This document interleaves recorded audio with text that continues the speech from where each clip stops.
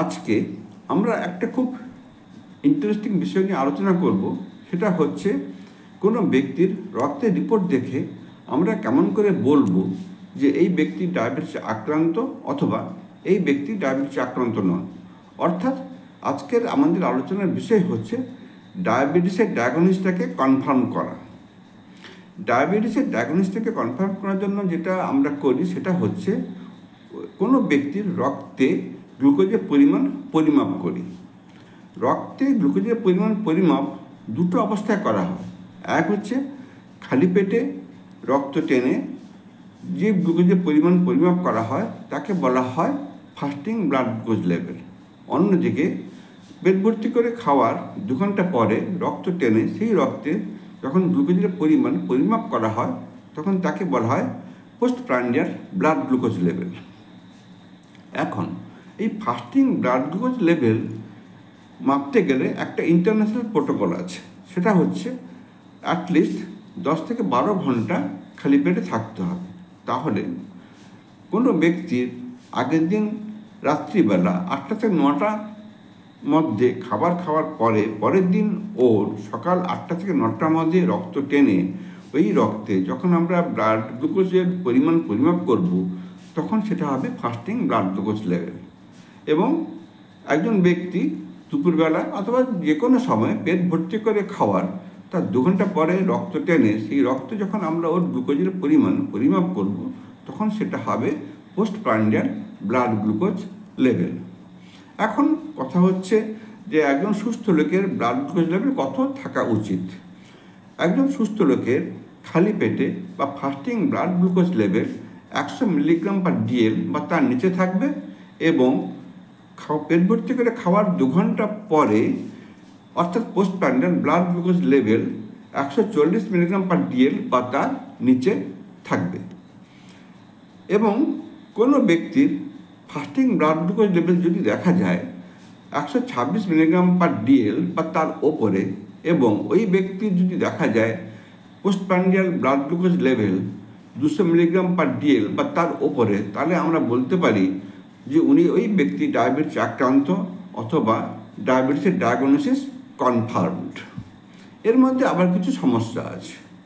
এক হচ্ছে যদি দেখা যায় কোনো ব্যক্তির fasting blood glucose level 100 mg/dl থেকে 126 mg/dl এর মধ্যে, অর্থাৎ একজন সুস্থ ব্যক্তির ফাস্টিং ব্লাড গ্লুকোজ লেভেল থাকে 100 mg/dl বা তার নিচে এবং একজন ডায়াবেটিস রোগীর ফাস্টিং ব্লাড গ্লুকোজ লেভেল হলো 126 mg/dl বা তার ওপরে, কিন্তু এই ব্যক্তির ফাস্টিং ব্লাড গ্লুকোজ লেভেল আছে 100 থেকে 126 mg/dl এর মধ্যে, তখন আমরা কি বলতে পারি?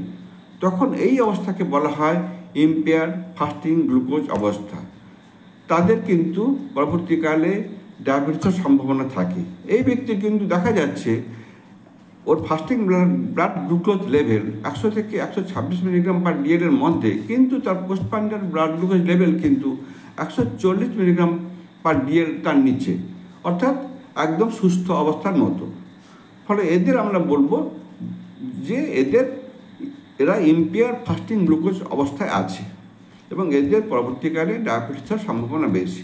এবার আরেকটা ব্যাপার ঘটে, সেটা হচ্ছে কোনো ব্যক্তির ফাস্টিং ব্লাড গ্লুকোজ লেভেল একদম সুস্থ লোকের মতো, অর্থাৎ 100 mg/dl তার নিচে, কিন্তু তার পোস্টপ্রান্ডিয়াল ব্লাড গ্লুকোজ লেভেল 140 থেকে 200 mg/dl এর মধ্যে, অর্থাৎ একজন সুস্থ লোকের যে পোস্টপ্রান্ডিয়াল ব্লাড গ্লুকোজ লেভেল থাকার কথা তার থেকে ওপরে, কিন্তু একজন ডায়াবেটিস লোকের যে পোস্টপ্রান্ডিয়াল ব্লাড গ্লুকোজ লেভেল থাকার কথা তার নিচে, তখন এই অবস্থাটাকে বলা হয় ইম্পেয়ার গ্লুকোজ টলারেন্স। তার মানে ও গ্লুকোজটাকে সহ্য করতে পারছে না। এদেরও কিন্তু পরবর্তীকালে ডায়াবেটিসের সম্ভাবনা বেশি থাকে। এবং কোনো ব্যক্তির যদি দেখা যায় দুটোই আছে, অর্থাৎ ইম্পেয়ার্ড ফাস্টিং গ্লুকোজ এবং ইম্পেয়ার্ড গ্লুকোজ টলারেন্স দুটোই আছে, তাহলে তাদের কিন্তু পরবর্তীকালে ডায়াবেটিস হওয়ার সম্ভাবনা অনেক বেশি থাকবে। অর্থাৎ ধরা যাক একজন ব্যক্তির ফাস্টিং গ্লুকোজ লেভেল আছে 100 থেকে 126 mg/dl এর মধ্যে এবং পোস্টপ্রান্ডিয়াল ব্লাড গ্লুকোজ লেভেল আছে 140 থেকে 200 মিলিগ্রাম পার ডিএল এর মধ্যে, তাহলে এই ব্যক্তি দুটো কন্ডিশনেই আছে, ইম্পেয়ার ফাস্টিং গ্লুকোজ এবং ইম্পেয়ার গ্লুকোজ টলারেন্স। তাহলে এদের ক্ষেত্রে কিন্তু ডায়াবেটিস হওয়ার সম্ভাবনা পরবর্তীকালে প্রবল থাকবে। আবার যদি দেখা যায় কোনো ব্যক্তির শুধু fasting blood glucose level 126 milligram per DL তার ওপরে, কিন্তু তার postprandial blood glucose level 200 milligram per DL তার ওপরে নয়, অর্থাৎ তার নিচে, তাহলে আমরা বলতে পারি এই ব্যক্তি ডায়াবেটিস আক্রান্ত অথবা তার ডায়াবেটিস ডায়াগনোসিসটা কনফার্মড। অন্যদিকে কোনো ব্যক্তির যদি দেখা যায় শুধু postprandial blood glucose level 200 milligram per DL তার ওপরে, কিন্তু তার fasting blood glucose level 126 milligram per DL তার নিচে, তাহলেও আমরা বলতে পারি এই ব্যক্তি ডায়াবেটিস আক্রান্ত অথবা তার ডায়াবেটিস ডায়াগনোসিসটা একদমই কনফার্মড। আবার কোনো ব্যক্তির র্যান্ডাম ব্লাড সুগার লেভেল যদি 200 মিলিগ্রাম পার ডিএল বা তার ওপরে থাকে, তাহলেও আমরা বলতে পারি এই ব্যক্তি ডায়াবেটিসে আক্রান্ত। এই র্যান্ডাম ব্লাড সুগার লেভেলটা কি? এই র্যান্ডাম ব্লাড সুগার লেভেলটা দেখার জন্য কোনো নির্দিষ্ট সময় থাকে না। একজন ব্যক্তি পেট ভর্তি করে খাওয়ার পরে যখন খুশি তার রক্ত টেনে সেই রক্তে গ্লুকোজের পরিমাণ যখন আমরা পরিমাপ করি, তখন সেই ব্লাড সুগার লেভেলটাকে বলা হয় র্যান্ডাম ব্লাড সুগার লেভেল। ধরুন কোনো ব্যক্তি এখন খাবার খেলো, তার সেই খাওয়ার 1 ঘন্টা অথবা 2 ঘন্টা অথবা 6 ঘন্টা অথবা 8 ঘন্টা পরে যখন খুশি রক্ত টেনে সেই রক্তে যখন আমরা গ্লুকোজের পরিমাণ পরিমাপ করব, তখন সেটা হবে র্যান্ডাম ব্লাড সুগার লেভেল। আরেকটা ব্যাপার আছে, সেটা হচ্ছে কোনো ব্যক্তির রক্তে যদি HbA1c এর পরিমাণ 6.5% ওপরে থাকে, তাহলেও আমরা কনফার্ম হতে পারি এই ব্যক্তি ডায়াবেটিসে আক্রান্ত।